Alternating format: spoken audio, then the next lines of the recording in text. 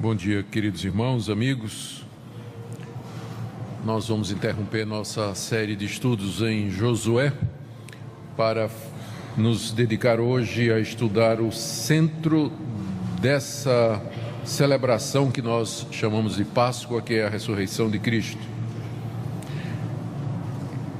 E para isso nós queremos fazer uma análise da primeira carta aos Coríntios, capítulo 15, que é provavelmente o capítulo do Novo Testamento onde esse assunto da ressurreição é tratado de maneira mais clara, ou mais extensa, por assim dizer.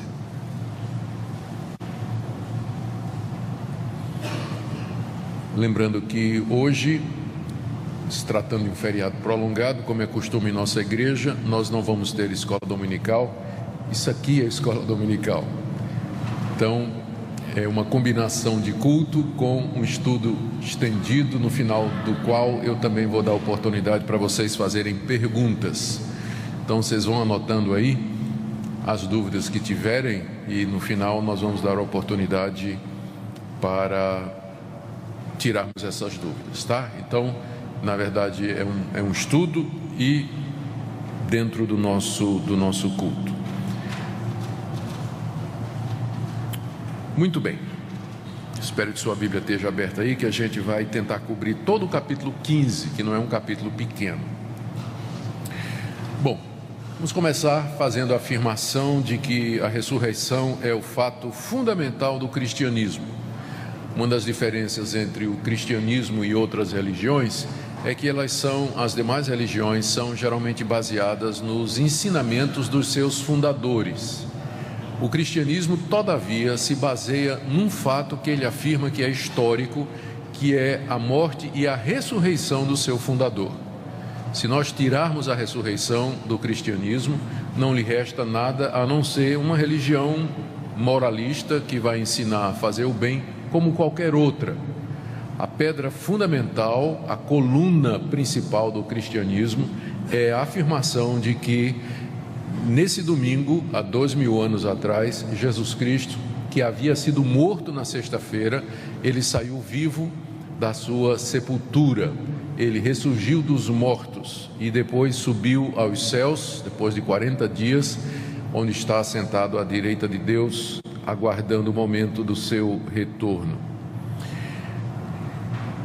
Essa é uma afirmação muito séria e radical em vários sentidos.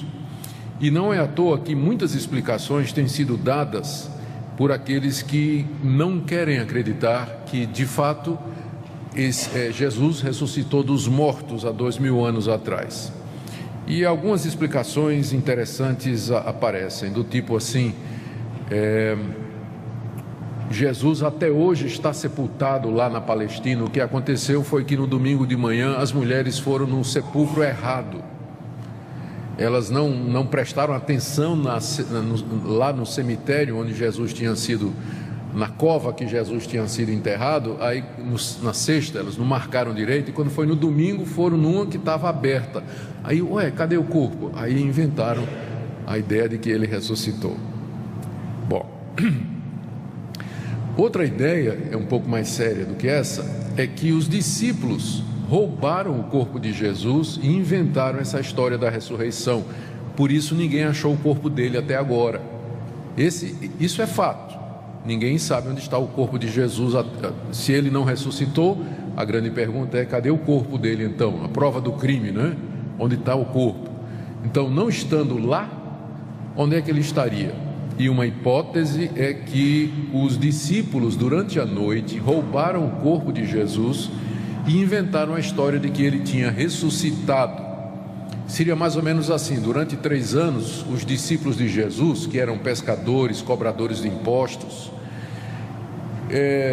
andaram com Jesus e aprenderam a vida boa, porque pararam de trabalhar e, andando com Jesus, Jesus vivia das ofertas que o povo dava, da oferta que o povo dava.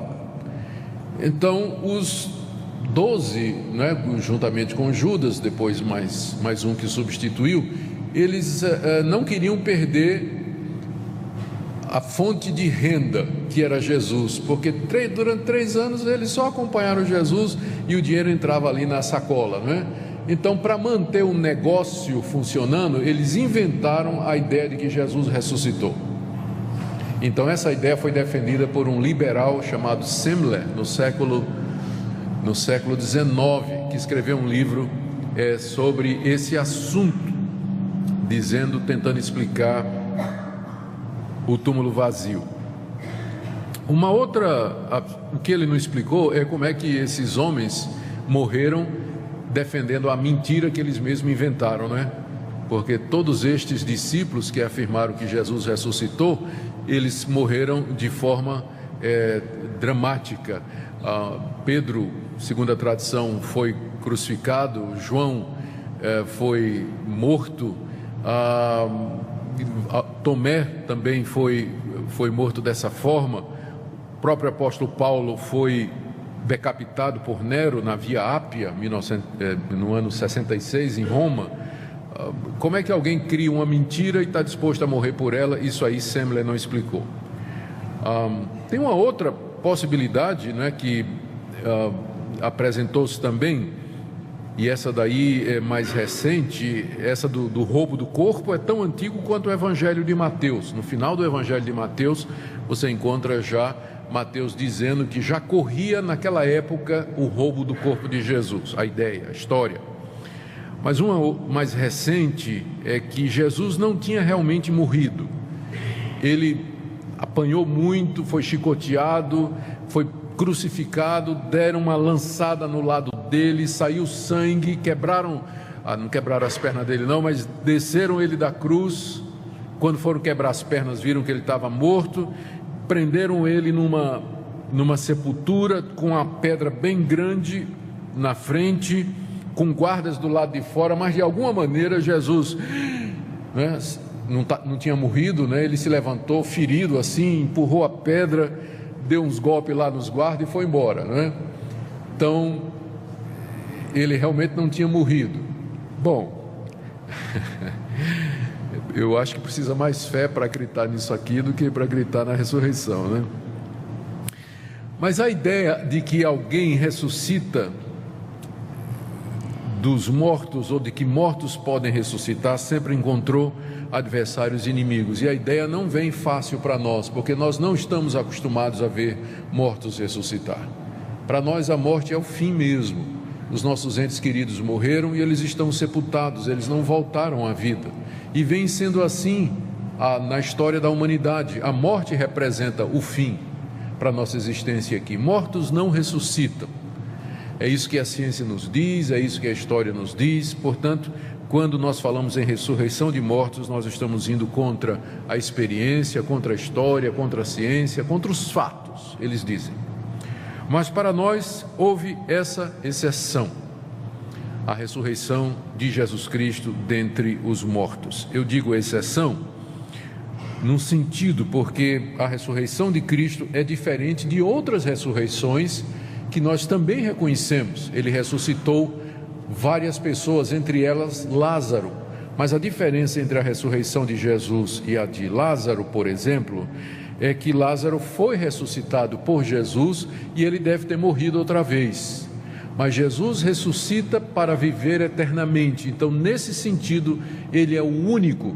Não houve nenhuma ressurreição como a dele. E por isso que é fundamental para o cristianismo.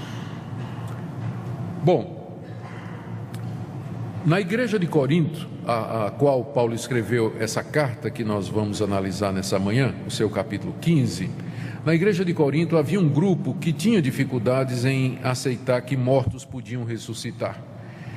Eles diziam que não havia ressurreição de mortos, era impossível acontecer ressurreição. E por isso, por implicação, eles acabavam negando também a ressurreição de Cristo. Paulo faz essa dedução aqui no capítulo 15, verso 12, quando ele diz: se é certo pregar-se que Cristo ressuscitou dos mortos, como é que afirmam alguns dentre vós que não há ressurreição de mortos? Então havia alguns crentes da igreja de Corinto que diziam que não havia ressurreição de mortos. Mortos não podiam ressuscitar, isso não existe. E esse falso ensino já estava contaminando alguns na igreja. Veja o verso 33, Paulo diz: não vos enganeis, as más conversações corrompem os bons costumes. Paulo estava preocupado com aquilo. E os defensores dessa ideia de que mortos não ressuscitam, eles estavam questionando aspectos da ressurreição dos mortos, do tipo assim: tá, tudo bem, Paulo, você está dizendo que morto ressuscita, mas que tipo de corpo então ele vem? Como é que... e o que é que vai acontecer depois? Que tipo de vida esses mortos vão ter?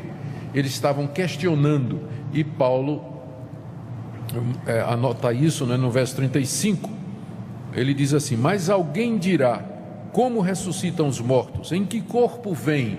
Isso era o pessoal que não acreditava na ressurreição dos mortos, e só para argumentar dizia: tá bom, vamos supor que tem a ressurreição de mortos. Que tipo de corpo então vai ser? Como é que eles vêm?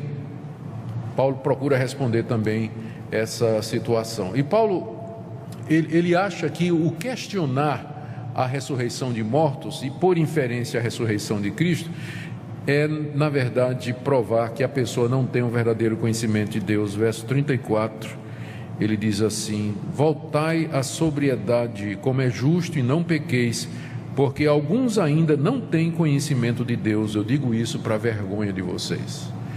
É tão central a ressurreição que Paulo afirma que aqueles que não conseguem conceber a possibilidade da ressurreição de mortos e de que Cristo de fato ressuscitou, esse não tem conhecimento de Deus.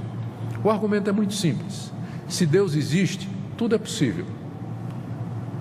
Se o Deus que a Bíblia diz existe, se o Deus que a Bíblia descreve existe, tudo é possível, inclusive ressurreição de mortos. De acordo com a Bíblia, Ele criou o mundo, Ele criou a raça humana, Ele criou tudo o que existe. Não é demais para esse Deus fazer um morto ressuscitar. Então, no fim, tudo se resume a se eu de fato creio em Deus, no Deus da Bíblia ou não. Porque se eu admitir a existência dele, o Deus que a Bíblia me diz, então eu não deveria ter dificuldade nenhuma com milagre, ressurreição de mortos, cura de pessoas, o sobrenatural, porque existe um Deus que é capaz de fazer todas estas coisas. No final, o que está em jogo é exatamente isso aqui. Bom, vamos ver como é que Paulo argumenta aqui. Aqui está, se vocês estão acompanhando aí na tela, aqui está a argumentação de Paulo nesse capítulo 15. Primeiro, a ressurreição é um fato provado. Ele apresenta provas da ressurreição de 1 a 13. Segundo, negar a ressurreição traz consequências terríveis para os cristãos. Versos de 14 a 19. Depois ele explica por que é que então a ressurreição dos mortos, que nós cremos vai acontecer, estava demorando, de 20 a 28. E ele faz umas exortações severas contra os incrédulos, de 29 a 34. Depois ele responde perguntas sobre como será o corpo da ressurreição, de 35 a 49. E ainda pergunta o que é que vai acontecer com os que estiverem vivos. Quando a ressurreição dos mortos acontecer, quem estiver vivo, o que é que vai acontecer com eles? Já que não tem como ressuscitar porque eles estão vivos. Paulo responde isso de 50 a 57 e ele termina com uma aplicação no verso 58. Eu não sei se meu tempo vai dar para irmos até o fim do capítulo, mas pelo menos vocês têm um esboço aí, né? E vamos ver até onde nós podemos ir. Bom, primeiro, a ressurreição de Cristo como fato provado e estabelecido.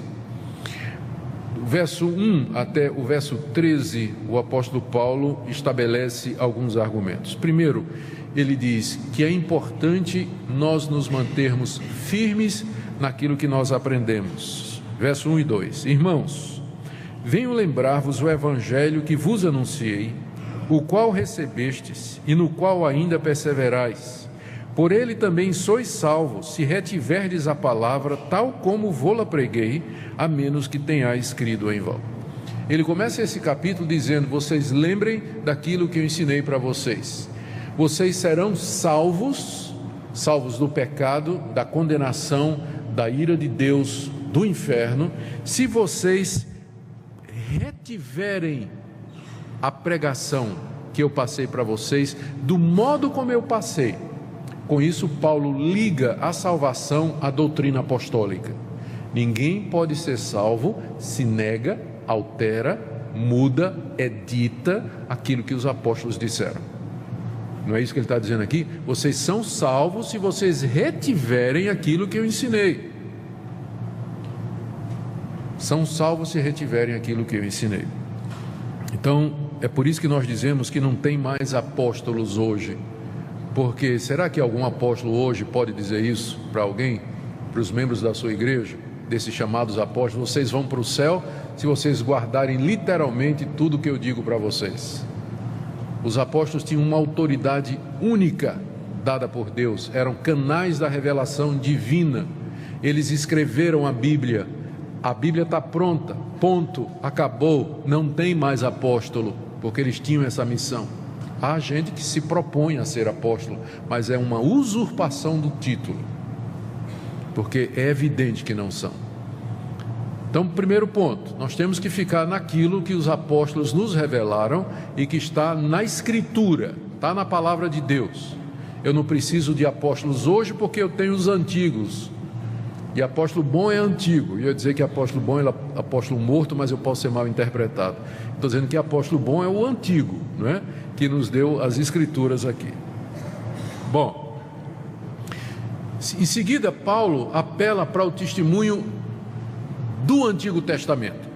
Ele diz, verso 3: Antes de tudo vos entreguei o que também recebi, que Cristo morreu pelos nossos pecados, segundo as Escrituras, e que foi sepultado e ressuscitou ao terceiro dia, segundo as Escrituras. Embora fosse um apóstolo de Cristo, trazendo revelação divina, e isso inclui o ensino sobre a ressurreição, Paulo enraizou o seu ensino nas Escrituras do Antigo Testamento, mostrando que existe uma continuidade entre os profetas, entre Moisés, entre Davi, Samuel, demais autores do Antigo Testamento e a igreja cristã. O ensino da igreja cristã está baseado nas Escrituras do Antigo Testamento. O cristianismo é a continuação daquela religião que Deus revelou no Antigo Testamento, só que agora completa, terminada, final. Tipos no Antigo Testamento, realidade no presente, símbolos e o seu significado no Novo. Por isso que ele diz aqui, eu disse isso segundo as Escrituras, segundo as Escrituras, segundo as Escrituras. Cristo morreu pelos nossos pecados. Isso é uma doutrina que os cristãos inventaram? Não, isso é segundo as Escrituras. Está lá, Moisés ensinou isso. Quando mandou que sacrificássemos animais, os sacerdotes tinham que oferecer sacrifícios pelo povo, tudo aquilo era um símbolo de Cristo. Cristo morreu pelos nossos pecados, segundo as Escrituras, foi sepultado e ressuscitou ao terceiro dia, segundo as Escrituras. Salmo 16, quando Davi fala do justo de Deus que não seria deixado na morte, por exemplo, ou Oséias capítulo 6, verso 2, que diz, ao terceiro dia ele nos levantará. Está lá nas Escrituras a ressurreição do Messias. Não estou dizendo nada novo, diz o apóstolo Paulo. Então ele apela para a sua autoridade, segundo apela para as Escrituras, e aí ele apela a partir do verso 3 para o testemunho ocular de pessoas que viram o Cristo ressurreto, começando no verso 5.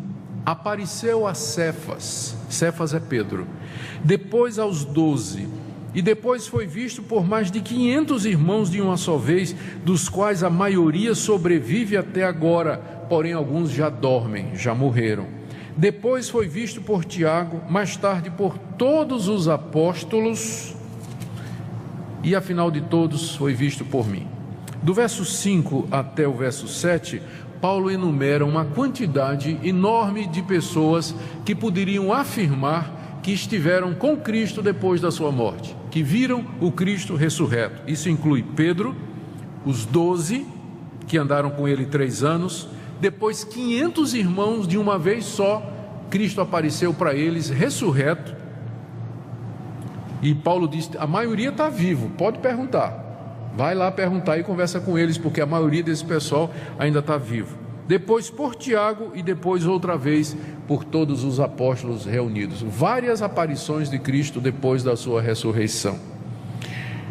Esse é o terceiro testemunho que ele invoca. Depois, no verso 8, aliás, do verso 8 até o verso 11, Paulo diz: eu também o vi, eu também o vi. Está aí. Afinal, depois de todos, foi visto também por mim, como por um nascido fora de tempo. Porque eu sou o menor dos apóstolos, que mesmo não sou digno de ser chamado apóstolo, pois persegui a igreja de Deus. Mas pela graça de Deus sou o que sou, sua graça que me foi concedida não se tornou vã. Antes trabalhei muito mais do que todos eles, todavia não eu, mas a graça de Deus comigo. Portanto, seja eu ou sejam eles, assim pregamos e assim crestes. Depois de ter dado aquela relação de pessoas que tinham visto Cristo ressurreto, Paulo se inclui e diz: por último de todos, e afinal depois de todos, literalmente no grego, né, por último de todos, foi visto também por mim. O último que viu Cristo ressurreto foi Paulo. Depois dele, Cristo não apareceu ressurreto a mais ninguém. As pessoas perguntam: mas e João lá na ilha de Patmos, quando teve o Apocalipse? Existe uma diferença entre o que aconteceu no caminho de Damasco, quando Jesus apareceu a Paulo, e a visão de João na ilha de Patmos no Apocalipse. Cristo apareceu em pessoa, não foi uma visão, mas foi uma aparição. O Cristo ressurreto apareceu a Paulo. Paulo podia vê-lo, e se tivesse gente ao redor de Paulo, como tinha, teria visto e ouvido, como o livro de Atos diz, que aqueles que acompanhavam Paulo, quando Cristo apareceu, era uma luz, eles caíram e eles ouviram também uma voz, só que eles não entenderam o que era. Mas lá na ilha, o que João teve foi uma visão, é diferente, estava acontecendo dentro dele. Se tivesse gente do lado de fora, só teria visto João assim, e ninguém estava vendo o que João estava vendo, porque era uma visão. Mas uma aparição, se tivesse mais gente, eles teriam visto também. Então, o último a quem Cristo apareceu com o corpo da ressurreição foi Paulo. E quem serão os próximos a virem? Aquela geração que estiver viva quando ele voltar dos céus com o corpo da ressurreição publicamente. Todo olho que estiver vivo o verá. Mas até lá ele está aguardando o momento da sua manifestação. E é mais uma razão que a gente diz que não tem apóstolos, para ser apóstolo teria que ser testemunha da ressurreição, e o último foi Paulo. Então não tem como ter apóstolo mais hoje, não é? Ele diz aqui: eu sou o menor de todos, porque não sou digno, pois persegui a igreja de Deus. Bom, mas como ele diz no verso 11, seja eu ou seja eles, os outros, assim nós pregamos e assim vocês creram. Depois de dar o seu testemunho, Paulo fala que negar a ressurreição dos mortos é negar a Cristo. Talvez esse fosse um ponto que a igreja não estava entendendo. O que eles estavam dizendo é que mortos não ressuscitam. E agora o que é que Paulo vai fazer? É levar o argumento deles à última consequência. Tá, vocês estão dizendo que mortos não ressuscitam, então Cristo não ressuscitou também. É isso que vocês estão dizendo?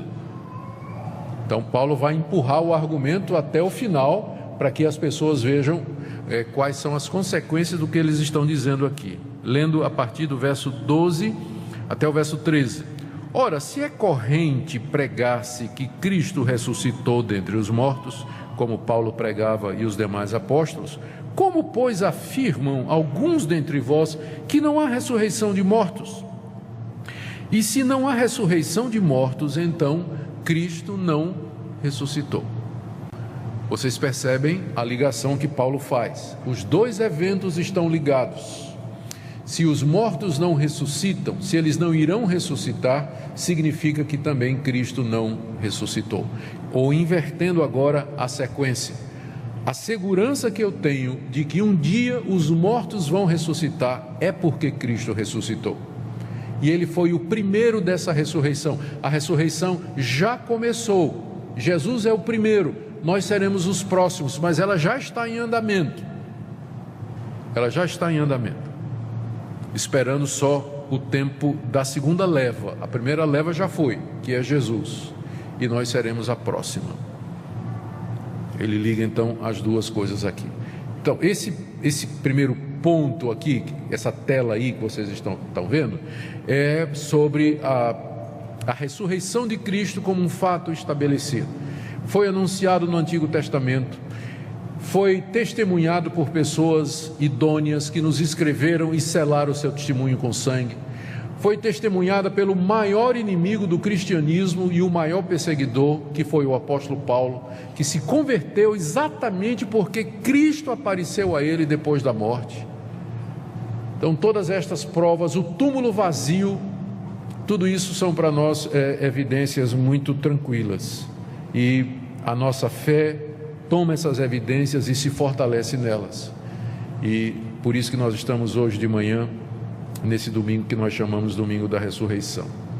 Vamos ver quais são as implicações então de se negar a ressurreição dos mortos e de Cristo, que é o próximo assunto que Paulo apresenta e que mostra a importância dessa verdade. O que eu quero dizer é que é impossível você ser cristão se você não acredita na ressurreição de Cristo. Se você no seu coração não acredita que Ele ressuscitou literalmente de entre os mortos e que Ele está vivo hoje, você não pode ser cristão, você não é cristão. Quem vai dizer isso aqui é Paulo. Eu estou só repetindo as palavras dele. Olha o que ele diz aí a partir do verso 14. Primeiro, se Cristo não ressuscitou, tudo aquilo que os apóstolos pregaram é em vão, bem como a nossa fé. Verso 14. Se Cristo não ressuscitou, é vã a nossa pregação e vã a nossa fé.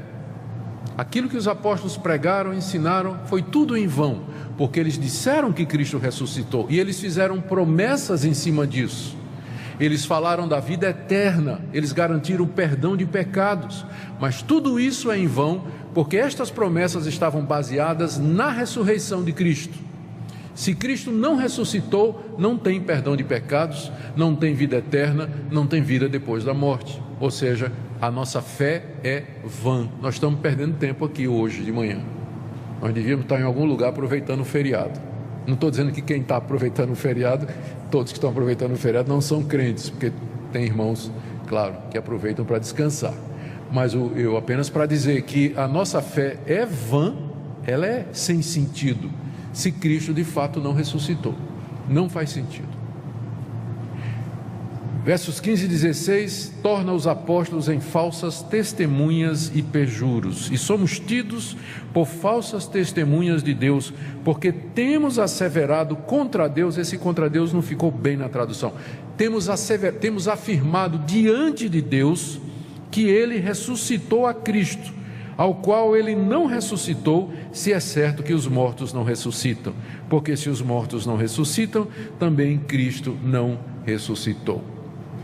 Os apóstolos foram falsas testemunhas se Cristo não ressuscitou, porque o centro da pregação apostólica era essa. Na verdade, os apóstolos eles foram chamados para serem testemunhas da ressurreição, e foi isso que eles fizeram lá em Jerusalém, quando tudo começou.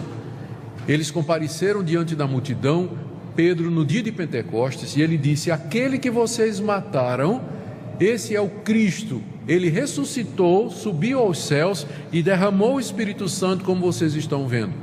Toda a pregação apostólica era em cima da ressurreição de Cristo. Se Cristo não ressuscitou, esse livro é um livro escrito por mentirosos, não merece a nossa confiança, porque são, como Paulo diz aqui, seremos falsas testemunhas de Deus, pessoas que vieram em nome de Deus dizendo uma mentira. Pior, verso 17, os crentes ainda terão de pagar pelos seus pecados. Se Cristo não ressuscitou, é vã a vossa fé e ainda permaneceis nos vossos pecados. Você sabe o que é que significa permanecer nos seus pecados? Quer dizer que um dia você teve a impressão de que os seus pecados, quando você creu em Jesus, você foi assegurado de que os seus pecados foram perdoados. Mas o pressuposto para isso é que alguém tinha pago esses pecados. E quem pagou esses pecados foi Jesus de Nazaré. E a prova de que a morte dele paga pecados é que ele ficou vivo. Porque se ele tivesse ficado morto, a morte dele não tinha nenhum valor, ele teria morrido por ele mesmo, mas a ressurreição de Cristo dentre os mortos é a base para o perdão de pecados, é a garantia de que a morte dele foi uma morte pelos outros. Então, se Cristo não ressuscitou, a má notícia é que você ainda permanece nos seus pecados, você ainda vai ter que dar conta dos seus pecados, não foram pagos. Você sabe como é você pensar que pagou uma conta e de repente chega o boleto dizendo segundo aviso? Pior é quando diz: informamos que o seu nome está indo para a Sociedade de Proteção ao Crédito. Você, mas eu pensei que aquela conta estava paga. Tu não pagasse não a conta, fulano? Não é para o marido. Não, eu pensei que estava paga. E já vem lá a segunda aviso. Não é ruim? Agora imagina você morrer tranquilo, pensando que vai para o céu, e de repente o que é que lhe aguarda? Exatamente o contrário. Mas Cristo morreu pelos meus pecados. Não, foi um engano, ele nunca ressuscitou dos mortos, você vai pagar agora. Eu sei que eu estou exagerando aqui, mas é exatamente isso o que ele fala aí, verso 17: se Cristo não ressuscitou, é vã a vossa fé e ainda permaneceis nos vossos pecados. Olha o verso 18: e ainda mais, os que dormiram em Cristo pereceram. Quem morreu pensando que estava salvo, na verdade, pereceu, está agora no inferno. Se Cristo não ressuscitou, passou a vida toda crendo numa mentira, crendo numa ilusão, morreu cantando o hino, acorda chorando e gemendo. No outro lado da vida, os que morreram em Cristo, os dormiram em Cristo, na verdade eles pereceram se Cristo não ressuscitou. E aí a conclusão, no verso 19: se a nossa esperança em Cristo se limita apenas a esta vida, somos os mais infelizes de todos os homens. Se a minha esperança em Cristo se limita somente a essa vida, ou seja, se eu creio em Cristo, eu espero em Cristo somente para coisas dessa vida, do tipo assim, que Ele me abençoe, que Ele me dê saúde, que Ele me dê prosperidade, uma vida boa, uma família boa, tranquilidade e conforto nesse mundo, eu sou a pessoa mais infeliz do mundo. Eu sou a pessoa mais infeliz do mundo. Por que nós somos as pessoas mais infelizes do mundo? Porque em nome de Cristo nós renunciamos a uma série de coisas. Talvez isso ficaria mais claro, que Paulo está dizendo, naquela época, quando ser cristão representava pagar um preço. O cristão era perseguido, era assediado, ele podia ter os bens arrestados, podia ser convocado a prestar depoimento, preso, detido, às vezes torturado e mesmo morto. Então já pensou alguém que está disposto a ser preso, torturado, perder a família, ser lançado aos leões, porque ele estava confiando que depois da morte ele estaria com Jesus Cristo? E isso não é verdade, ele creu numa mentira, ele perdeu a vida dele crendo numa mentira. Então tem alguém mais infeliz do que esse? Ele não ganhou nada, nem aqui e nem vai ganhar depois da morte, perdeu nos dois. Por isso ele diz aqui que se Cristo não ressuscitou, nós somos os mais infelizes de todos os homens. A verdade é essa. São as palavras que Paulo usa para expressar, meus irmãos, para expressar a importância da ressurreição e o que é que significa negá-la. Eu termino esse slide aqui dizendo para vocês o que eu já disse. Se nós não crermos que Cristo ressuscitou literalmente dos mortos, se você não crer isso no seu coração, se você não confessar isso com sua boca, Paulo diz isso em Romanos 10, você não pode ser salvo, você não pode ser cristão de verdade, porque esse é o ponto central do cristianismo. E é isso que os judeus não aceitavam. E é isso que para o mundo da época parecia loucura. Tudo bem. Haverá ressurreição de mortos. Quando? E por que ela demora? Paulo trata agora desse assunto, que é o próximo na sequência lógica. Por que a ressurreição então demora? Se estava demorado para eles naquela época, imagine para nós hoje, não é? Porque havia, quando Paulo escreveu essa carta aqui, Essa carta foi escrita em meados da década de 50, Cristo ressuscitou no início da década de 30, então fazia 20 anos que Cristo havia ressuscitado, quando Paulo escreveu esse capítulo. E já tinha gente perguntando, por que está demorando então a ressurreição de mortos? Para nós faz 2000 anos que ele ressuscitou. Então a pergunta é extremamente pertinente para nós. Se vai ter ressurreição de mortos, se Cristo ressuscitou, por que está demorando então a ressurreição dos mortos? Paulo explica aqui a partir do verso 20 até o verso 28. Bom, ele começa reafirmando a certeza da ressurreição, verso 20: mas de fato Cristo ressuscitou dos mortos. De fato ele ressuscitou, sabemos isso com certeza. Em seguida, até o verso 23, ele fala que Cristo, na verdade, foi as primícias, e ele introduz aqui o conceito muito interessante da relação entre Cristo e Adão. Veja só, final do verso 20.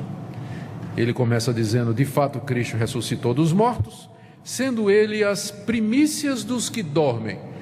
Essa figura, as primícias, é uma figura muito clara para um povo que vivia da agricultura, que era os judeus e também a sociedade da época, não é? Eram culturas bem voltadas para a agricultura, plantação, vindima, colheita. As primícias eram os primeiros frutos, considerados geralmente os melhores e que representavam todo o restante da colheita. Quando um fazendeiro ia vender a sua safra, ele tomava as primícias, colocava em cima do jumentinho e levava lá para o centro comercial e mostrava: isso aqui é a amostra. Então a pessoa comprava a colheita toda com base nas primícias, né? Porque ele via aquele trigo, via aqueles grãos e dizia: puxa, é de boa qualidade, e por aquilo ali ele tirava o resto. Então aquilo era chamado de as primícias, era representativo. Então Paulo está usando essa figura aqui: Cristo é as primícias dos que dormem. Então ele foi o primeiro, e por ele nós podemos tirar o resto. Os que dormem são os que morreram, ou os que vão morrer até que ele volte. Então ele é os primeiros frutos, ele é o que representa o que vai acontecer. Ele é o primeiro da ressurreição. E aqui Paulo faz um paralelo com Adão, versos 21 e 22, aliás vai até o verso 23, para que a gente entenda bem. Verso 21, olha o argumento dele: visto que a morte veio por um homem. Quem é esse homem pelo qual a morte entrou? Adão, que foi o primeiro.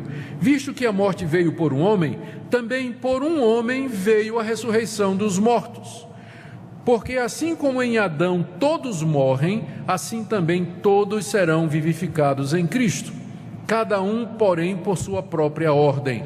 Cristo as primícias, depois os que são de Cristo na sua vinda. Não é difícil entender o que ele está dizendo aqui. Ele está fazendo um paralelo. Por um homem, a morte entrou no mundo, que foi Adão. Adão era representante da raça humana. Por um segundo homem, Deus trouxe a vida. O segundo Adão veio fazer certo o que o primeiro fez errado. Então, assim como em Adão todos morrem, em Cristo todos serão vivificados. Todos, entendidos no contexto, os que creem em Jesus e que são dele. Eles são vivificados, recebem a vida. E aqui então Paulo explica: cada um na própria ordem, Cristo as primícias, depois os que são de Cristo. Os que são de Cristo aqui explica o que é, quem é que vai ser ressurreto, não é? Porque ele tinha dito que todos são vivificados, dava a impressão de que a humanidade toda vai ressuscitar para a vida eterna, mas ele está dizendo aqui que na verdade é os que são de Cristo é que serão vivificados, ressurretos na segunda vinda. O que Paulo está explicando para aqueles irmãos é o seguinte: irmãos, a ressurreição vai se dar em duas etapas. A primeira é a ressurreição de Cristo, isso já aconteceu, e aí vem uma segunda etapa, que são os que dormem, que será quando Cristo vier. Então não estão coladas uma na outra, tenham calma, não é? Tenham calma, vai acontecer, mas que tem uma sequência. Assim como houve a queda em Adão, vai ter também a ressurreição em Cristo Jesus. Os demais, Paulo explica, ressurgirão na vinda de Cristo no final da sua obra, versos 23 e 24. Cada um, porém, por sua própria ordem, já falei, Cristo as primícias, depois os que são de Cristo na sua vinda, e então virá o fim, quando ele entregar ao Deus, o reino ao Deus e Pai, quando houver destruído todo o principado, bem como toda potestade e poder. Paulo explica que quando Cristo vier a segunda vez, ocorrerá a segunda etapa da ressurreição e vai ser o fim do mundo. Acabou, não tem mais nada. A não ser a ressurreição, os ressurretos vivendo com Cristo, com Deus no novo céu e na nova terra. Isso ele vai tratar mais adiante aqui, se a gente tiver tempo. Por que ele demora?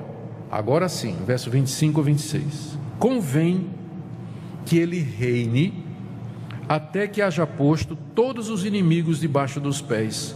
O último inimigo a ser destruído é a morte. Agora está a explicação por que está demorando. Cristo já reina, ele está sentado no trono do universo.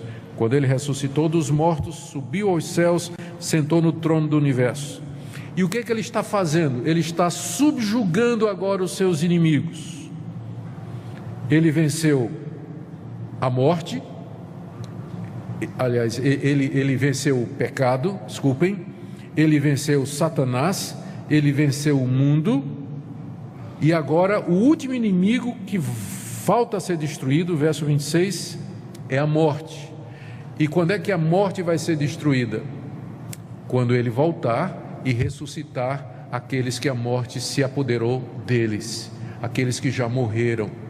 É por isso, alguém uma vez me perguntou, se Cristo já ressuscitou e perdoou os meus pecados, por que eu tenho que morrer ainda? Por que o crente morre ainda? Porque esse inimigo ainda não foi destruído. Ele começou a ser destruído na ressurreição de Cristo e será na sua vinda quando ele ressuscitar os mortos. É por isso que nós, mesmo os que cremos em Cristo Jesus, temos de passar pela experiência da morte. Mas ele vai nos tirar da morte, ele vai resgatar o nosso corpo e nos vai transformar na volta dele. Mas por enquanto é isso que ele está fazendo. Verso 25, convém que ele reine até que haja posto todos os inimigos debaixo dos pés. Cristo já reina, ele tem todo o poder no céu e na terra.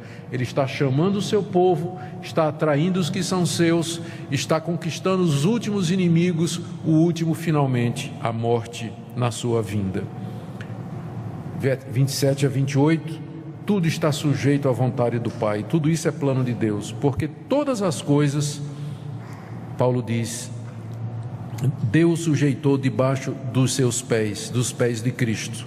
E quando diz que todas as coisas lhe estão sujeitas, certamente exclui aquele que tudo lhe subordinou. Ou seja, tudo está debaixo dos pés de Cristo, menos Deus Pai. Quando, porém, todas as coisas estiverem sujeitas a Cristo, inclusive a morte, então o próprio Filho, que é Jesus, também se sujeitará àquele que todas as coisas lhe sujeitou, para que Deus seja tudo em todos. No presente, Deus deu toda a autoridade a Cristo e colocou tudo debaixo dos seus pés. Quando Cristo voltar, destruir a morte pela ressurreição, ele vai entregar o reino ao Pai. E Deus então será tudo em todos. O reino de Deus será estabelecido para todo o tempo, todo o sempre. A resposta de Paulo para a pergunta, por que a ressurreição demora? Deus está agindo, Deus está realizando o seu plano, Deus está conquistando os seus inimigos. O que Deus projetou está sendo levado avante na história. Nós não sabemos quando vai terminar, mas certamente haverá de acontecer. E é nessa fé que nós vivemos. E aí, bronca contra os coríntios. Vamos correr aqui, queridos, porque já estamos bem avançados. Mais uns 10 minutinhos e a gente termina. De 29 a 34, tem exortações severas contra os coríntios. Acompanhe no slide aí. Primeiro, os heréticos estão mais corretos do que os coríntios. Paulo tem umas tiradas nessa, né? Ele diz assim no verso 29, de outra maneira, que farão os que se batizam por causa dos mortos?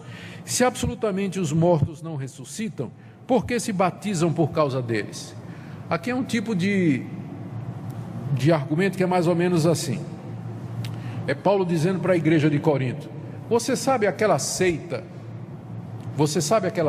que está se batizando pelos mortos? Tinha uma seita na época de Paulo que acreditava que se eles se batizassem por aqueles que já tinham morrido antes de Cristo vir ao mundo, a pessoa ia sair do inferno e ir para o céu. Vamos supor que você teve um parente que morreu há 50 anos atrás, antes de Cristo, você vivesse naquela época. Seu parente morreu há 50 anos atrás, antes de Cristo vir ao mundo. Você se converteu, creu em Cristo Jesus, e você pergunta: mas e meu pai que morreu há 50 anos sem ter ouvido? Então ensinava: não, você pode se batizar outra vez em nome dele. Você se batiza pelo seu pai e seu pai sai do inferno. Tinha uma seita que fazia isso, que se batizava pelos mortos em nome de Jesus, para tirar esses mortos do inferno. Olha o que Paulo está dizendo. Ele se vira para a igreja de Corinto e diz assim: sabe aqueles hereges? Eles estão mais certos do que vocês. Sabe por quê? Pelo menos eles acreditam que os mortos ressuscitam, e vocês não. É isso que ele está dizendo aqui, não é? Que farão os que se batizam por causa dos mortos? Se absolutamente os mortos não ressuscitam, então por que se batizam por eles? Eles estão mais certos do que vocês, coríntios, porque pelo menos eles creem na ressurreição dos mortos e vocês não acreditam. Essa doutrina, esse versículo aqui, se ele não for compreendido corretamente, ele acaba servindo de base. Os mormons, que é a igreja dos santos dos últimos dias, eles se batizam pelos mortos. Eles têm uma genealogia, né, que vai até o ancestral mais conhecido, e a base que eles usam é esse versículo aqui. Paulo não está ensinando a gente a se batizar pelos mortos. Ele está dizendo que quem faz isso pelo menos tem mais fé do que quem não acredita que os mortos ressuscitam. Os dois estão errados, só que um está mais errado do que o outro.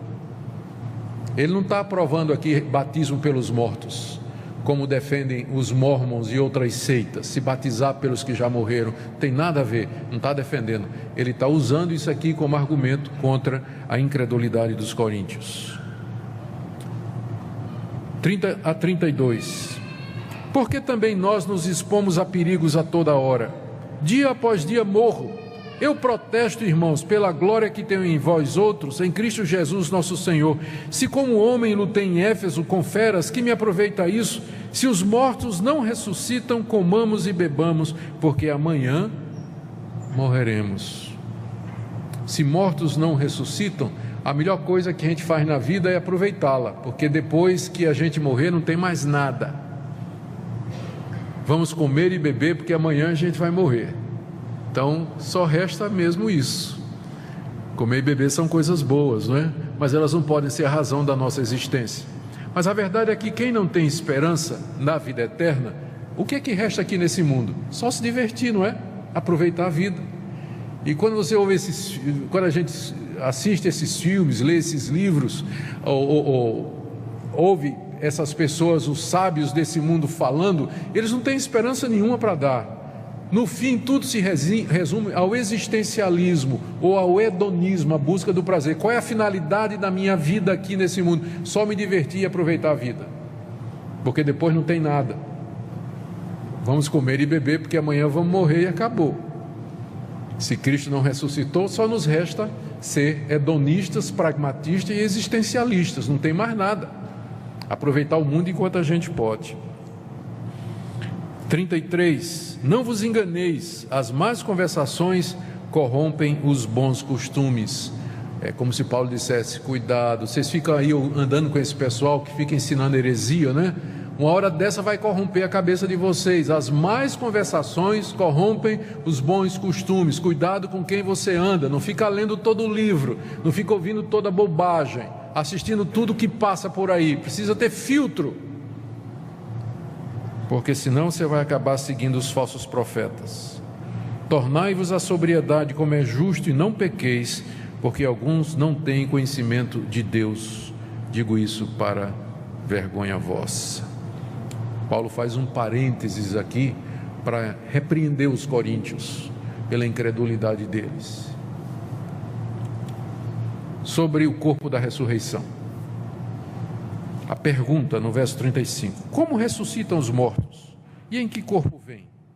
Resposta de Paulo vai do 35 ao 49.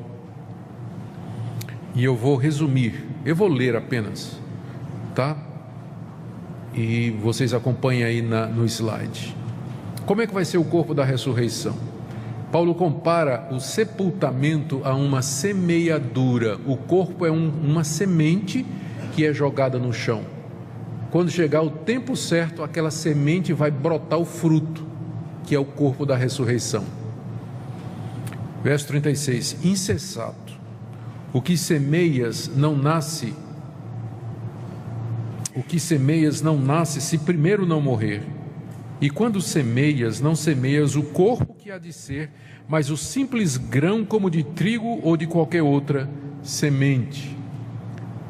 O corpo, quando vai para a sepultura, é uma semente. Só que quando brota é outra coisa, não é isso? Quando o fruto que brota é diferente da semente, é da mesma natureza, mas há uma diferença. Então, nosso corpo, quando é sepultado, é como uma semente. Quando houver a ressurreição, ele vai brotar diferente, embora seja o mesmo corpo. Verso 38 até 41, existe diferença entre carne e corpos. Deus lhe dá corpo como lhe aprouve dar, e a cada uma das sementes o seu corpo apropriado. Nem toda a carne é a mesma, porém uma é a carne dos homens, outra dos animais, outra das aves e outra dos peixes. Também há corpos celestiais e corpos terrestres, e sem dúvida uma é a glória dos celestiais e outra a dos terrestres. Uma é a glória do sol, outra a glória da lua e outra das estrelas. Parece que Paulo não conhecia nada de astronomia, mas já está dizendo coisa aqui que hoje a gente já sabe, não é? A diferença de massa, intensidade e densidade dos corpos celestes. Porque até entre estrela e estrela há diferenças de esplendor. Pois assim também é a ressurreição dos mortos. Semeia-se o corpo na corrupção, ressuscita na incorrupção. Semeia-se em desonra, ressuscita em glória. Em linhas gerais, o que Paulo está dizendo aqui é que o corpo da ressurreição, ele vai manter uma continuidade com o corpo que foi semeado. Em outras palavras, eu vou reconhecer você. Quando a gente ressuscitar, você vai ser parecido o suficiente com o que você era antes de morrer, a ponto de que nós vamos nos conhecer. Mas ao mesmo tempo esse corpo vai ser diferente. Como Paulo explica, nem toda a carne é igual, nem todo o corpo é igual, nem toda a glória é igual, nem todos os corpos celestes são iguais. Então há uma especificidade. Deus preparou um corpo especial para nós, uma substância, uma matéria especial para nós na ressurreição dos mortos, que ele compara à semeadura. Você planta de um jeito, quando nasce é outra coisa, embora esteja ligado. Então, na ressurreição, eu creio que nós nos reconheceremos. Eu saberei quem é você. Você vai reconhecer todo mundo. Você vai lembrar de todos, a fisionomia. Agora, o corpo vai ser diferente, a substância é diferente. Não pode morrer, é o que Paulo explica em seguida. É incorruptível, verso 42. Assim é a ressurreição dos mortos. Semeia-se corpo na corrupção. O nosso corpo que foi enterrado é o corpo corruptível, que pode morrer, doente, destrutível. Ressuscita na incorrupção, ou seja, esse corpo que vai ressuscitar, ele não vai morrer mais, ele não é passível de doenças, de deformidades, nada. É um corpo perfeito como é o corpo de Cristo. 43. Semeia-se em fraqueza, ressuscita em poder. Semeia-se corpo natural, que é o nosso corpo, ressuscita corpo espiritual. Esse é o nome que Paulo dá ao corpo que nós vamos ter. Corpo espiritual. Não é que é um fantasma, mas é um corpo sólido, só que a natureza dele é espiritual. Não é mais carnal, mortal, desse mundo, mas é próprio para viver no novo céu e na nova terra. Se há corpo natural, diz o apóstolo Paulo, assim também tem corpo espiritual. Pois está escrito, e aqui ele cita Gênesis 2,7, o primeiro homem, Adão, foi feito alma vivente. O último Adão, porém, é espírito vivificante. Ele faz um paralelo outra vez entre Cristo e Adão. Quando Deus criou Adão, fez um boneco de barro, soprou nele e o fez alma vivente. Mas Cristo, Paulo diz, que ele chama de o último Adão. Não é interessante isso? Cristo é o último Adão, ou seja, não virá mais ninguém para nos representar. Ele é o último, Cristo. O último Adão, o último cabeça de raça. Ele é não espírito vivente, mas espírito que dá vida. Enquanto que Adão foi feito espírito vivente pelo sopro de Deus, Cristo é o que vai dar esse sopro. Ele é aquele que vai vivificar. 46. Não é primeiro o espiritual e sim o natural, depois o espiritual. Então a sequência é: primeiro foi o natural, que foi Adão, depois vem Jesus, que é o homem espiritual. Assim também nós herdamos primeiro um corpo natural, depois virá o nosso corpo espiritual. 47. O primeiro homem formado da terra é terreno, o segundo homem, que é Jesus Cristo, é do céu. Como foi o primeiro homem, o terreno, tais são também os demais homens terrenos, e como é o homem celestial, que é Jesus, tais também os celestiais. E assim como trouxemos a imagem do que é terreno, devemos trazer também a imagem do celestial. Muito bonito, muito fácil de entender. Somos filhos de Adão, por isso nós herdamos primeiro o corpo de Adão, nós vamos morrer como Adão, mas também nós somos de Cristo, nós herdaremos em seguida o corpo de Cristo e seremos semelhantes a Ele. Dois homens na porta de entrada da humanidade: Adão trazendo morte, desgraça e sofrimento, Cristo trazendo vida. A grande pergunta é: a quem você está ligado? Se você está ligado só a Adão, a herança de Adão é morte e corrupção. Mas se você é de Cristo, você vai herdar dele o homem celestial, a ressurreição dos mortos, o corpo dele e a vida eterna. A humanidade pode ser dividida em dois grupos, que estão pendurados ou no cinturão de Adão ou no cinturão de Cristo. Onde é que você está nessa manhã? Essa é a grande pergunta. É isso que nós celebramos, a ressurreição e as suas implicações. Bom, já falei 55 minutos, eu acho que está bem, né? Ficou faltando só uns versículozinhos. Eu estou tentado a ir até o fim, mas não vou fazer isso não. Ele explica só o que vai acontecer com os que estão vivos, certo? Está aí, a transformação dos vivos na vinda do Senhor. Ele diz que é um mistério, verso 51. Nem todos dormiremos, mas seremos transformados num momento, no abrir e fechar de olhos, ao ressoar da última trombeta. A trombeta soará, os mortos ressuscitarão incorruptíveis e nós seremos transformados. E aí então, estou lendo agora o verso 54: se cumprirá a palavra que está escrita, tragada foi a morte pela vitória. 57, graças a Deus que nos dá vitória por intermédio de nosso Senhor Jesus Cristo. Amém? Graças a Deus. E ele termina no 58, que é o último slide aí. Conclusão: diante da realidade da ressurreição, da glória que nos espera, Paulo encoraja os coríntios a continuar firmes na obra do Senhor. Ela não é vã, pois haverá ressurreição de mortos. 58, portanto, meus amados irmãos, sede firmes, inabaláveis, sempre abundantes na obra do Senhor, sabendo que no Senhor o vosso trabalho não é vão. O nosso trabalho de testemunhar, servir, viver para Deus, andar no caminho de Deus, isso não é vão, porque um dia nós haveremos de ressuscitar e estaremos com o Senhor para todos sempre. Amém. Soprou nele e o fez alma vivente.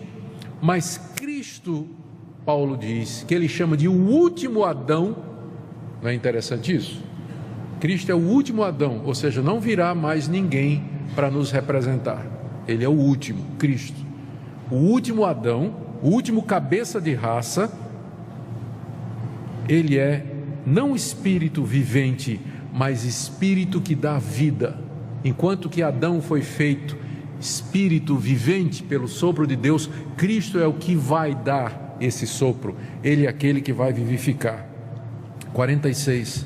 Não é primeiro o espiritual e sim o natural, depois o espiritual. Então a sequência é: primeiro foi o natural, que foi Adão, depois vem Jesus, que é o homem espiritual. Assim também nós herdamos primeiro um corpo natural, depois virá o nosso corpo espiritual. 47, o primeiro homem formado da terra é terreno, o segundo homem, que é Jesus Cristo, é do céu. Como foi o primeiro homem, o terreno, tais são também os demais homens terrenos, e como é o homem celestial, que é Jesus, tais também os celestiais. E assim como trouxemos a imagem do que é terreno, devemos trazer também a imagem do celestial. Muito bonito, muito fácil de entender. Somos filhos de Adão, por isso nós herdamos primeiro o corpo de Adão, nós vamos morrer como Adão, mas também nós somos de Cristo, nós herdaremos em seguida o corpo de Cristo e seremos semelhantes a Ele. Dois homens na porta de entrada da humanidade: Adão trazendo morte, desgraça e sofrimento, Cristo trazendo vida. A grande pergunta é: a quem você está ligado? Se você está ligado só a Adão, a herança de Adão é morte e corrupção. Mas se você é de Cristo, você vai herdar dele o homem celestial, a ressurreição dos mortos, o corpo dele e a vida eterna. A humanidade pode ser dividida em dois grupos, que estão pendurados ou no cinturão de Adão ou no cinturão de Cristo. Onde é que você está nessa manhã?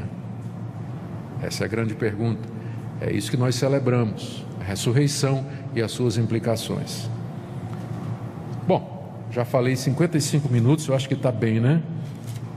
Ficou faltando só uns versículozinhos. Eu estou tentado a ir até o fim, mas não vou fazer isso não. Ele explica só o que vai acontecer com os que estão vivos, certo? Está aí, a transformação dos vivos na vinda do Senhor.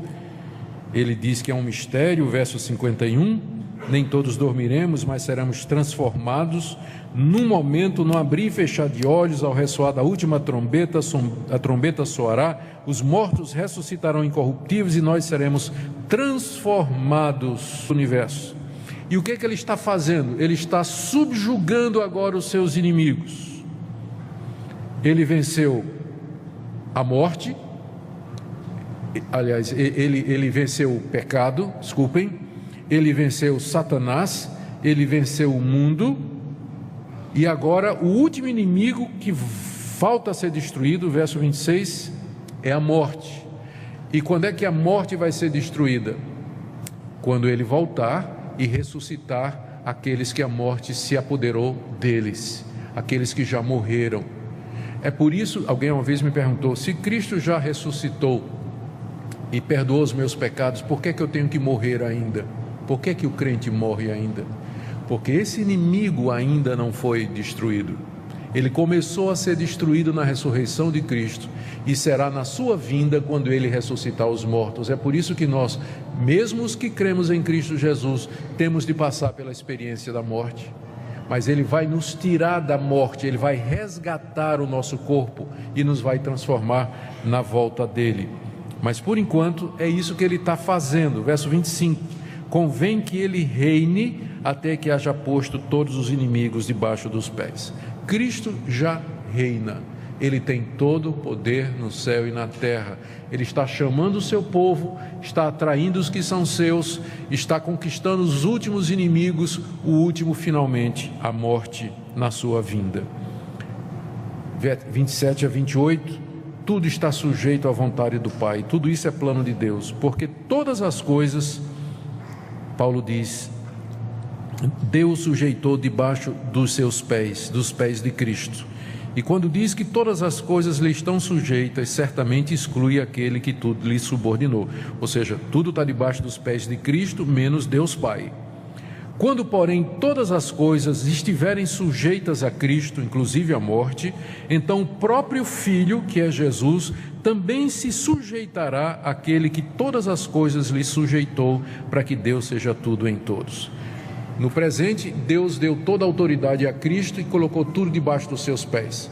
Quando Cristo voltar, destruir a morte pela ressurreição, ele vai entregar o reino ao Pai. E Deus então será tudo em todos.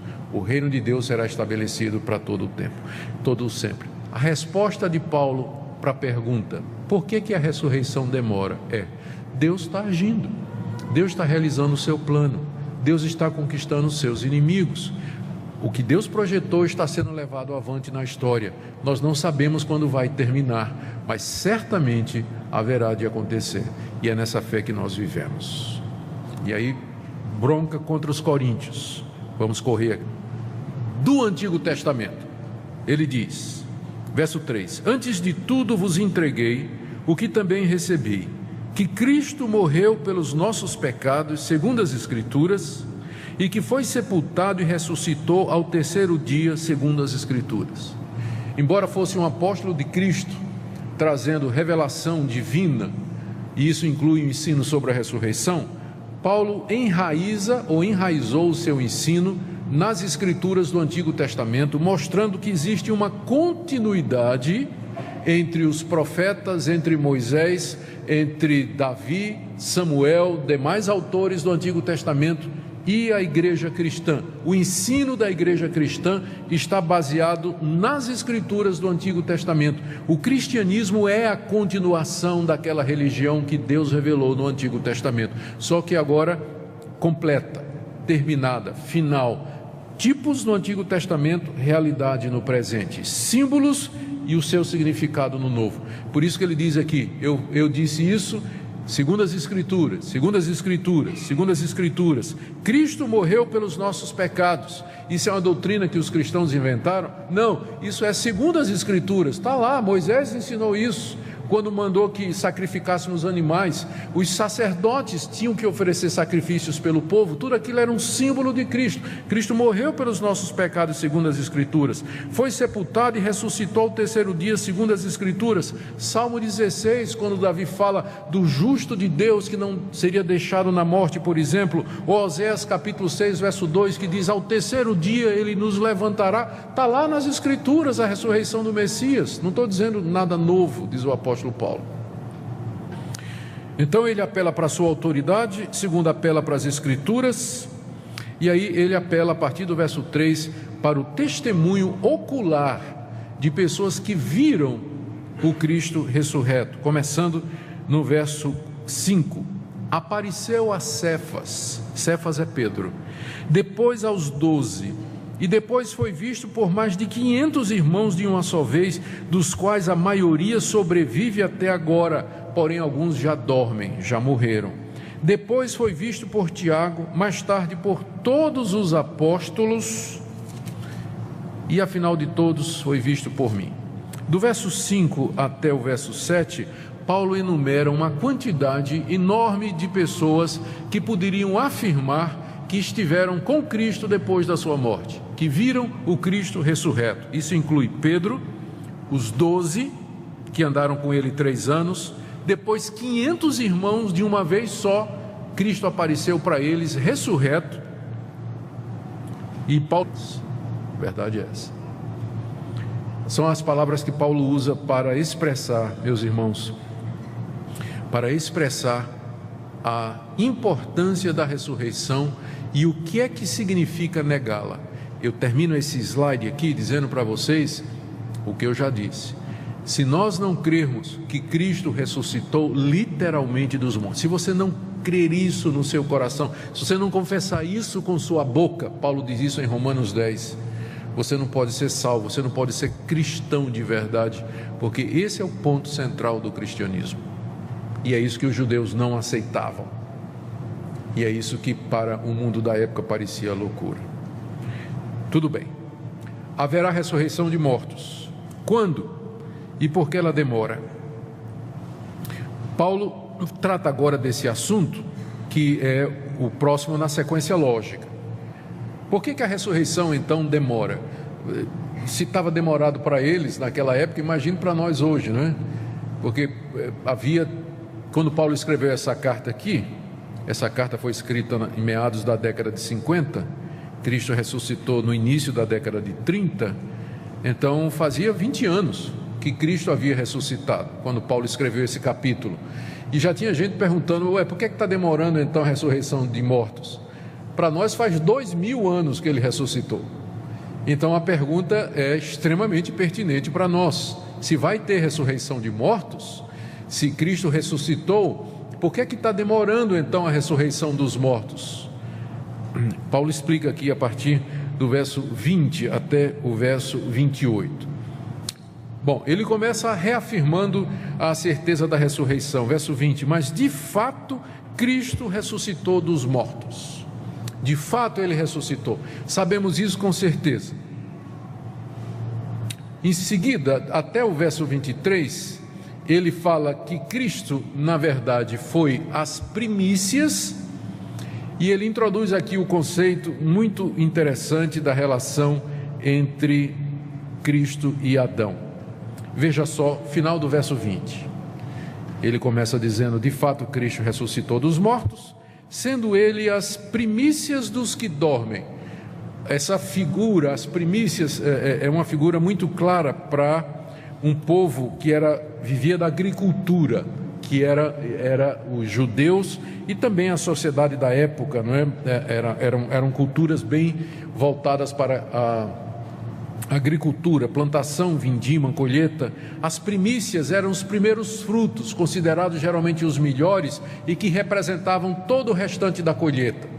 Quando um fazendeiro, eu vou ler apenas, tá? E vocês acompanhem aí no slide. Como é que vai ser o corpo da ressurreição?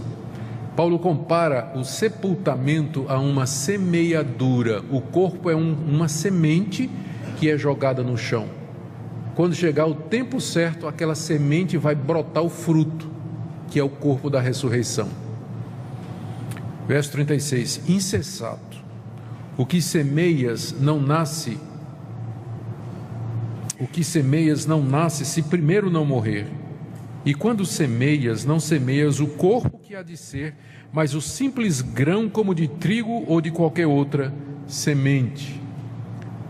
O corpo, quando vai para a sepultura, é uma semente. Só que quando brota é outra coisa, não é isso? Quando o fruto que brota é diferente da semente, é da mesma natureza, mas há uma diferença. Então, nosso corpo, quando é sepultado, é como uma semente. Quando houver a ressurreição, ele vai brotar diferente, embora seja o mesmo corpo. Verso 38 até 41, existe diferença entre carne e corpos. Deus lhe dá corpo como lhe aprouve dar, e a cada uma das sementes o seu corpo apropriado. Nem toda a carne é a mesma, porém uma é a carne dos homens, outra dos animais, outra das aves e outra dos peixes. Também há corpos celestiais e corpos terrestres, e sem dúvida uma é a glória dos celestiais e outra a dos terrestres. Uma é a glória do sol, outra a glória da lua e outra das estrelas.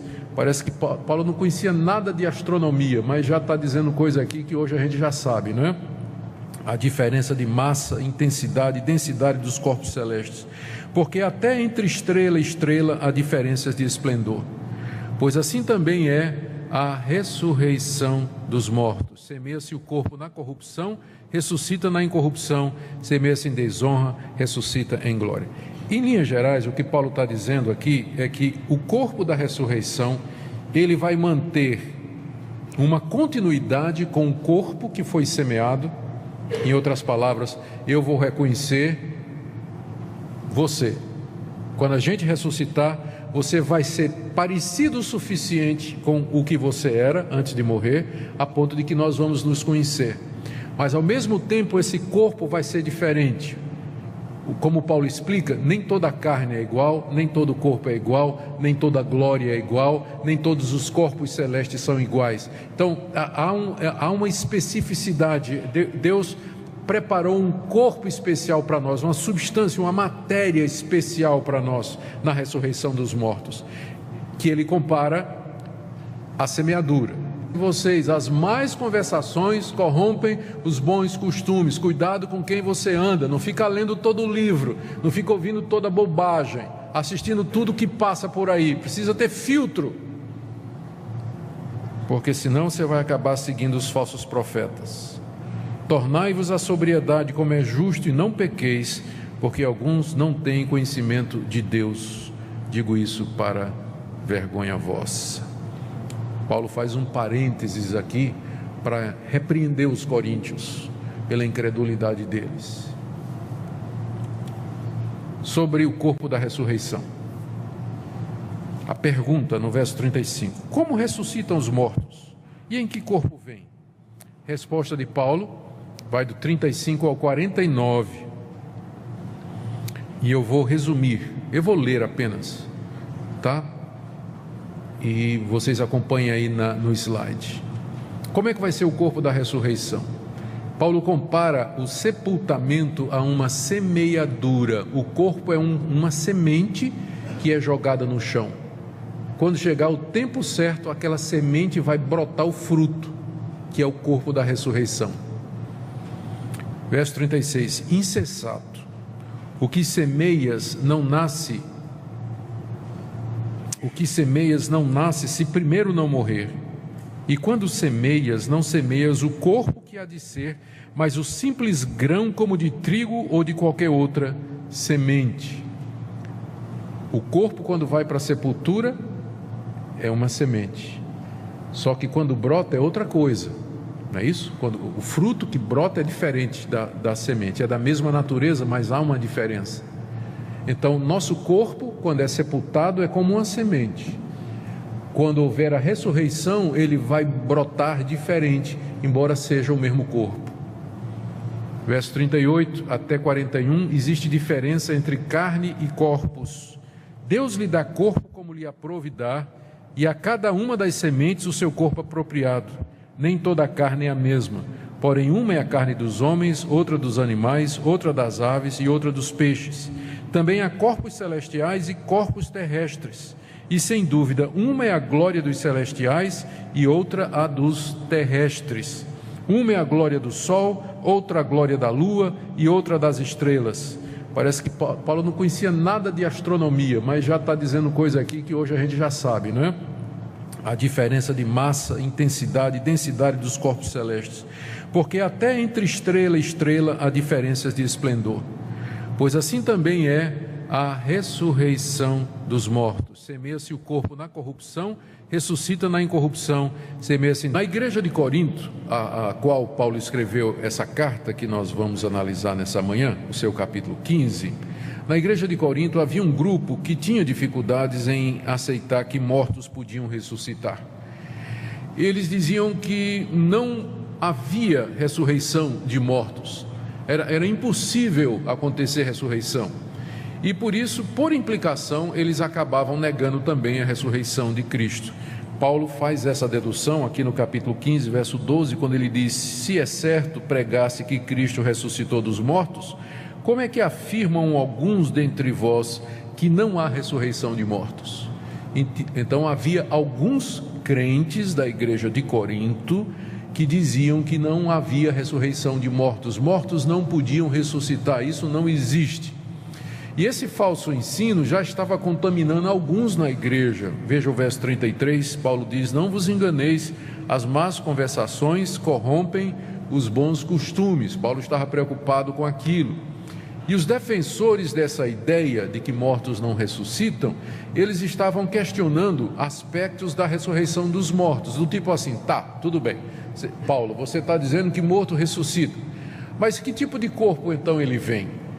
Como é que... e o que é que vai acontecer depois? Que tipo de vida esses mortos vão ter? Eles estavam questionando, e Paulo anota isso, né, no verso 35.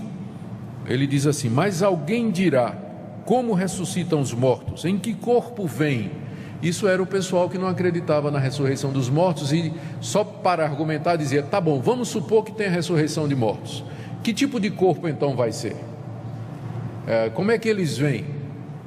Paulo procura responder também essa situação. E Paulo, ele acha que o questionar a ressurreição de mortos, e por inferência a ressurreição de Cristo, é, na verdade, provar que a pessoa não tem um verdadeiro conhecimento de Deus. Verso 34, ele diz assim: voltai à sobriedade, como é justo, e não pequeis, porque alguns ainda não têm conhecimento de Deus. Eu digo isso para a vergonha de vocês. É tão central a ressurreição que Paulo afirma que aqueles que não conseguem conceber a possibilidade da ressurreição de mortos e de que Cristo de fato ressuscitou, esse não tem conhecimento de Deus. O argumento é muito simples: se Deus existe, tudo é possível. Se o Deus que a Bíblia diz existe, se o Deus que a Bíblia descreve existe, tudo é possível, inclusive ressurreição de mortos. De acordo com a Bíblia, Ele criou o mundo, Ele criou a raça humana, Ele criou tudo o que existe. As pessoas perguntam, mas e João lá na ilha de Patmos, quando teve o Apocalipse? Existe uma diferença entre o que aconteceu no caminho de Damasco, quando Jesus apareceu a Paulo, e a visão de João na ilha de Patmos no Apocalipse. Cristo apareceu em pessoa, não foi uma visão, mas foi uma aparição. O Cristo ressurreto apareceu a Paulo. Paulo podia vê-lo, e se tivesse gente ao redor de Paulo, como tinha, teria visto e ouvido, como o livro de Atos diz, que aqueles que acompanhavam Paulo, quando Cristo apareceu, era uma luz, eles caíram e eles ouviram também uma voz, só que eles não entenderam o que era.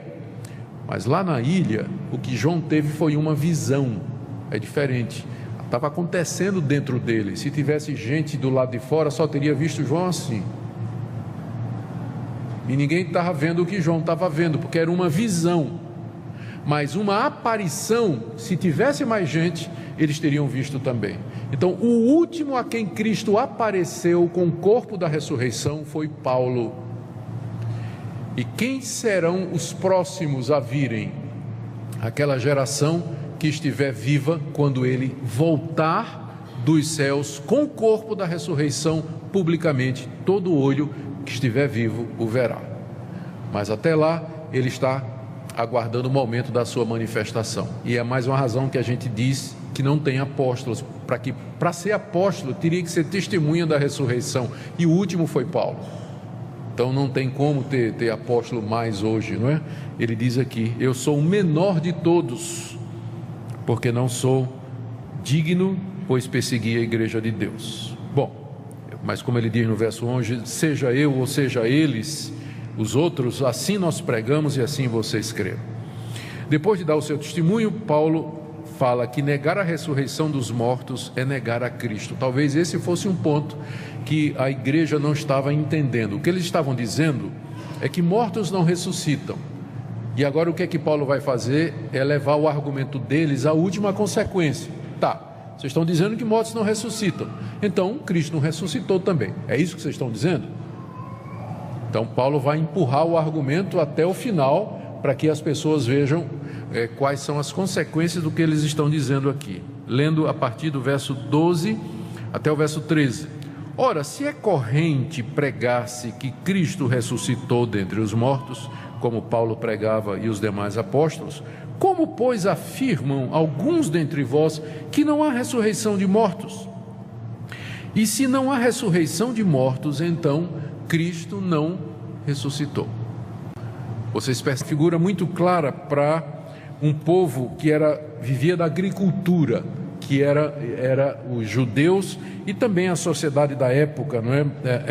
Eram culturas bem voltadas para a agricultura, plantação, vindima, colheita. As primícias eram os primeiros frutos, considerados geralmente os melhores e que representavam todo o restante da colheita. Quando um fazendeiro ia vender a sua safra, ele tomava as primícias, colocava em cima do jumentinho e levava lá para o centro comercial e mostrava, isso aqui é a amostra. Então a pessoa comprava a colheita toda com base nas primícias, né? Porque ele via aquele trigo, via aqueles grãos e dizia, puxa, é de boa qualidade, e por aquilo ali ele tirava o resto. Então aquilo era chamado de as primícias, era representativo. Então Paulo está usando essa figura aqui, Cristo é as primícias dos que dormem. Então ele foi o primeiro, e por ele nós podemos tirar o resto. Os que dormem são os que morreram, ou os que vão morrer até que ele volte. Então ele é os primeiros frutos, ele é o que representa o que vai acontecer. Ele é o primeiro da ressurreição. E aqui Paulo faz um paralelo com Adão, versos 21 e 22, aliás vai até o verso 23, para que a gente entenda bem. Verso 21, olha o argumento dele. Visto que a morte veio por um homem, quem é esse homem pelo qual a morte entrou? Adão, que foi o primeiro. Visto que a morte veio por um homem, também por um homem veio a ressurreição dos mortos. Porque assim como em Adão todos morrem, assim também todos serão vivificados em Cristo. Cada um, porém, por sua própria ordem. Cristo as primícias, depois os que são de Cristo na sua vinda. Não é difícil entender o que ele está dizendo aqui. Ele está fazendo um paralelo. Por um homem, a morte entrou no mundo, que foi Adão. Adão era representante da raça humana. Por um segundo homem, Deus trouxe a vida. O segundo Adão veio fazer certo o que o primeiro fez errado. Então, assim como em Adão todos morrem, em Cristo todos serão vivificados. Todos, entendidos no contexto, os que creem em Jesus e que são dele. Eles são vivificados, recebem a vida. E aqui então Paulo explica. Cada um na própria ordem. Cristo as primícias. Depois os que são de Cristo. Os que são de Cristo aqui explica o que é, quem é que vai ser ressurreto, não é? Porque ele tinha dito que todos são vivificados, dava umas exortações severas contra os incrédulos, 29 a 34. Depois ele responde perguntas sobre como será o corpo da ressurreição, de 35 a 49. E ainda pergunta o que é que vai acontecer com os que estiverem vivos. Quando a ressurreição dos mortos acontecer, quem estiver vivo, o que é que vai acontecer com eles? Já que não tem como ressuscitar porque eles estão vivos.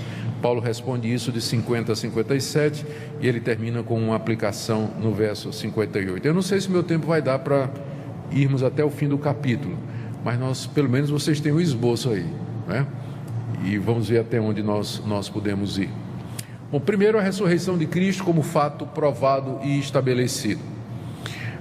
Do verso 1 até o verso 13, o apóstolo Paulo estabelece alguns argumentos. Primeiro, ele diz que é importante nós nos mantermos firmes naquilo que nós aprendemos. Verso 1 e 2. Irmãos, venho lembrar-vos o evangelho que vos anunciei, o qual recebestes e no qual ainda perseverais. Por ele também sois salvos, se retiverdes a palavra tal como vô-la preguei, a menos que tenhais crido em vão. Ele começa esse capítulo dizendo, vocês lembrem daquilo que eu ensinei para vocês. Vocês serão salvos do pecado, da condenação, da ira de Deus, do inferno, se vocês retiverem a pregação que eu passei para vocês, do modo como eu passei. Com isso, Paulo liga a salvação à doutrina apostólica. Ninguém pode ser salvo se nega, altera, muda, edita aquilo que os apóstolos disseram. Não é isso que ele está dizendo aqui? Vocês são salvos se vocês retiverem aquilo que eu ensinei. São salvos se retiverem aquilo que eu ensinei. Então, é por isso que nós dizemos que não tem mais apóstolos hoje. Porque será que algum apóstolo hoje pode dizer isso para alguém, para os membros da sua igreja, desses chamados apóstolos? Vocês vão para o céu se vocês guardarem literalmente tudo que eu digo para vocês.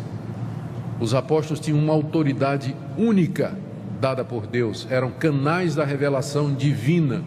Eles escreveram a Bíblia está pronta, ponto, acabou, não tem mais apóstolo, porque eles tinham essa missão. Há gente que se propõe a ser apóstolo, mas é uma usurpação do título, porque é evidente que não são. Então, primeiro ponto, nós temos que ficar naquilo que os apóstolos nos revelaram e que está na Escritura, está na palavra de Deus. Eu não preciso de apóstolos hoje porque eu tenho os antigos. E aqui então Paulo explica, cada um na própria ordem, Cristo as primícias, depois os que são de Cristo. Os que são de Cristo aqui explica o que é, quem é que vai ser ressurreto, não é?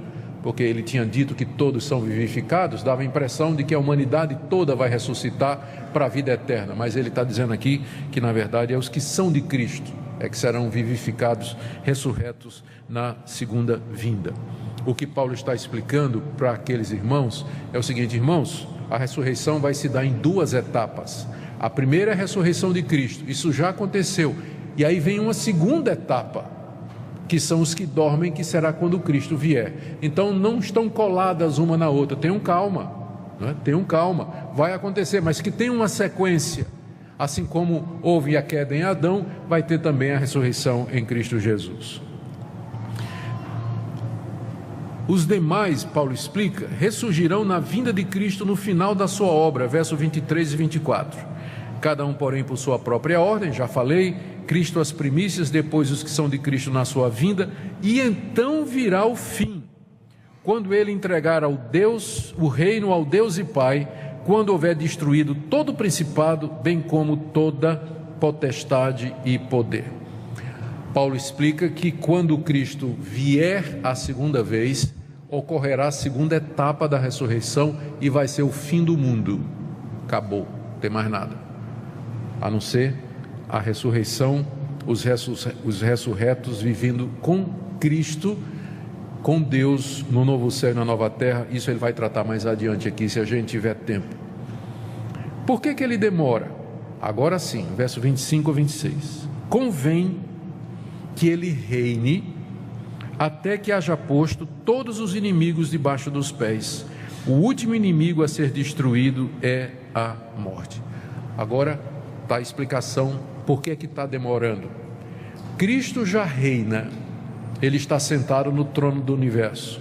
Quando ele ressuscitou dos mortos, subiu aos céus, sentou no trono do universo. E o que ele está fazendo? Ele está subjugando agora os seus inimigos. Ele venceu a morte, aliás, ele venceu o pecado, ele venceu Satanás, ele venceu o mundo, e agora o último inimigo que falta ser destruído, verso 26, é a morte. E quando é que a morte vai ser destruída? Quando ele voltar e ressuscitar aqueles que a morte se apoderou deles, aqueles que já morreram. É por isso, alguém uma vez me perguntou, se Cristo já ressuscitou e perdoou, a afirmação de que a ressurreição é o fato fundamental do cristianismo. Uma das diferenças entre o cristianismo e outras religiões é que as demais religiões são geralmente baseadas nos ensinamentos dos seus fundadores. O cristianismo, todavia, se baseia num fato que ele afirma que é histórico, que é a morte e a ressurreição do seu fundador. Se nós tirarmos a ressurreição do cristianismo, não lhe resta nada a não ser uma religião moralista que vai ensinar a fazer o bem como qualquer outra. A pedra fundamental, a coluna principal do cristianismo é a afirmação de que nesse domingo, há 2000 anos atrás, Jesus Cristo, que havia sido morto na sexta-feira, ele saiu vivo da sua sepultura, ele ressurgiu dos mortos e depois subiu aos céus, depois de 40 dias, onde está sentado à direita de Deus, aguardando o momento do seu retorno. Essa é uma afirmação muito séria e radical em vários sentidos. E não é à toa que muitas explicações têm sido dadas por aqueles que não querem acreditar que, de fato, Jesus ressuscitou dos mortos há 2000 anos atrás. E algumas explicações interessantes aparecem, do tipo assim, Jesus até hoje está sepultado lá na Palestina. O que aconteceu foi que no domingo de manhã as mulheres foram no sepulcro errado.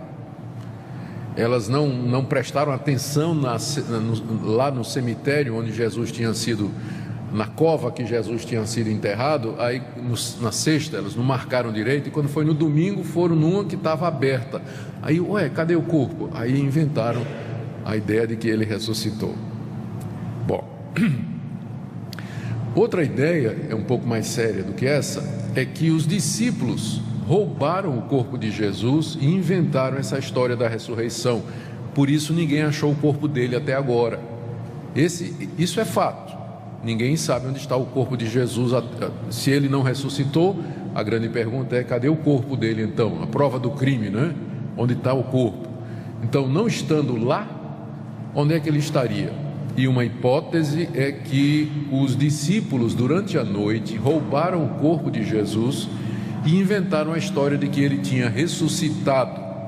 Seria mais ou menos assim: durante 3 anos, os discípulos de Jesus, que eram pescadores, cobradores de impostos, andaram com Jesus e aprenderam a vida boa, porque pararam de trabalhar e andando com Jesus, Jesus vivia existe uma diferença entre o que aconteceu no caminho de Damasco, quando Jesus apareceu a Paulo, e a visão de João na ilha de Patmos no Apocalipse. Cristo apareceu em pessoa, não foi uma visão, mas foi uma aparição. O Cristo ressurreto apareceu a Paulo. Paulo podia vê-lo, e se tivesse gente ao redor de Paulo, como tinha, teria visto e ouvido, como o livro de Atos diz, que aqueles que acompanhavam Paulo, quando Cristo apareceu, era uma luz, eles caíram e eles ouviram também uma voz, só que eles não entenderam o que era. Mas lá na ilha, o que João teve foi uma visão, é diferente. Estava acontecendo dentro dele. Se tivesse gente do lado de fora, só teria visto João assim. E ninguém estava vendo o que João estava vendo, porque era uma visão. Mas uma aparição, se tivesse mais gente, eles teriam visto também. Então, o último a quem Cristo apareceu com o corpo da ressurreição foi Paulo. E quem serão os próximos a virem? Aquela geração que estiver viva quando ele voltar dos céus com o corpo da ressurreição publicamente. Todo olho que estiver vivo o verá. Mas até lá ele está aguardando o momento da sua manifestação. E é mais uma razão que a gente diz que não tem apóstolos, para ser apóstolo teria que ser testemunha da ressurreição, e o último foi Paulo. Então não tem como ter apóstolo mais hoje, não é? Ele diz aqui: eu sou o menor de todos, porque não sou digno, pois persegui a igreja de Deus. Bom, mas como ele diz no verso 11, seja eu ou seja eles, os outros, assim nós pregamos e assim vocês creram. Depois de dar o seu testemunho, Paulo fala que negar a ressurreição dos mortos é negar a Cristo. Talvez esse fosse um ponto que a igreja não estava entendendo. O que eles estavam dizendo é que mortos não ressuscitam. E agora o que é que Paulo vai fazer? É levar o argumento deles à última consequência. Tá, vocês estão dizendo que mortos não ressuscitam, então Cristo não ressuscitou também. É isso que vocês estão dizendo? Então Paulo vai empurrar o argumento até o final, para que as pessoas vejam quais são as consequências do que eles estão dizendo aqui. Lendo a partir do verso 12 até o verso 13. Ora, se é corrente pregar-se que Cristo ressuscitou dentre os mortos, como Paulo pregava e os demais apóstolos, como, pois, afirmam alguns dentre vós que não há ressurreição de mortos? E se não há ressurreição de mortos, então Cristo não ressuscitou. Vocês percebem a ligação que Paulo faz. Os dois eventos estão ligados. Se os mortos